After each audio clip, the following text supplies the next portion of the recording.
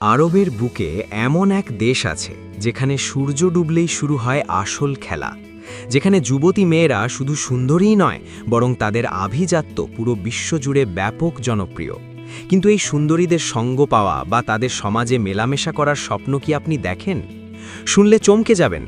আরবের এই দেশটিকে বলা হয় সৌদিদের লাস ভেগাস, যেখানে আরবের বড় বড় শেখরা তাদের সমস্ত ইসলামিক রীতিনীতি ভুলে পাড়ি জমায় শুধু একটু রঙিন রাত আর সুন্দরীদের সঙ্গী পেতে।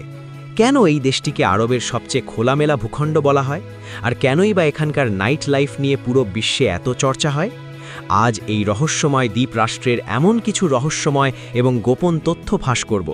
হ্যাঁ বন্ধুরা, আজকের ভিডিওতে আমাদের অজানা দেশ চ্যানেলে বাহরাইন দেশ নিয়ে আলোচনা করব। তো চলুন শুরু করা যাক। বাহরাইন হল পারস্য উপসাগরের একটি ছোট্ট কিন্তু অত্যন্ত শক্তিশালী দ্বীপরাষ্ট্র।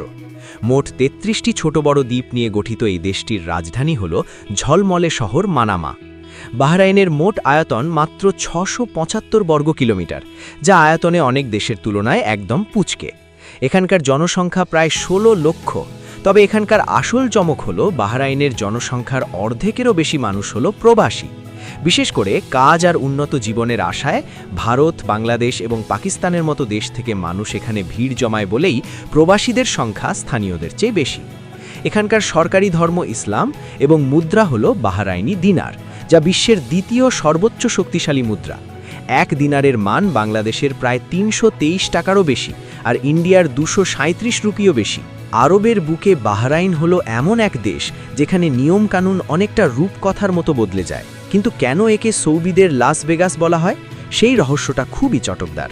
প্রতিবেশী দেশ সৌদি আরবে যা কিছু কঠোরভাবে নিষিদ্ধ, যেমন ওপেন বার, নাইট ক্লাব বা প্রকাশ্য নাচ গান, তার সব কিছুরই ছাড়পত্র মেলে এই পুচকে দেশ বাহরাইনে। প্রতি সপ্তাহে যখন উইকেন্ড শুরু হয় তখন সৌদি আরব আর বাহরাইনের সংযোগকারী ২৫ কিলোমিটার দীর্ঘ কিং ফাহদ কজওয়ে ব্রিজে গাড়ির লম্বা লাইন পড়ে যায়।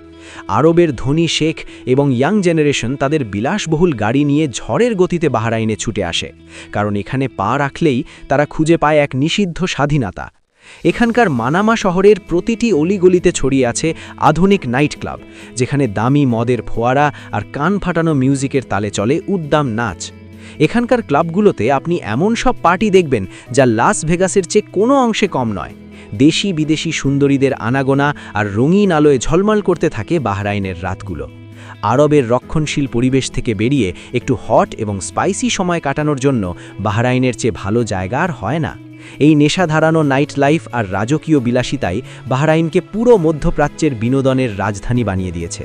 শুনতে অবাক লাগলেও বাহরাইনের ইতিহাসের পাতায় রয়েছে এক বিশাল টুইস্ট। ইসলাম আসার অনেক আগে থেকেই এই দেশটি ছিল নেস্টোরিয়ান খ্রিস্টানদের প্রধান কেন্দ্র।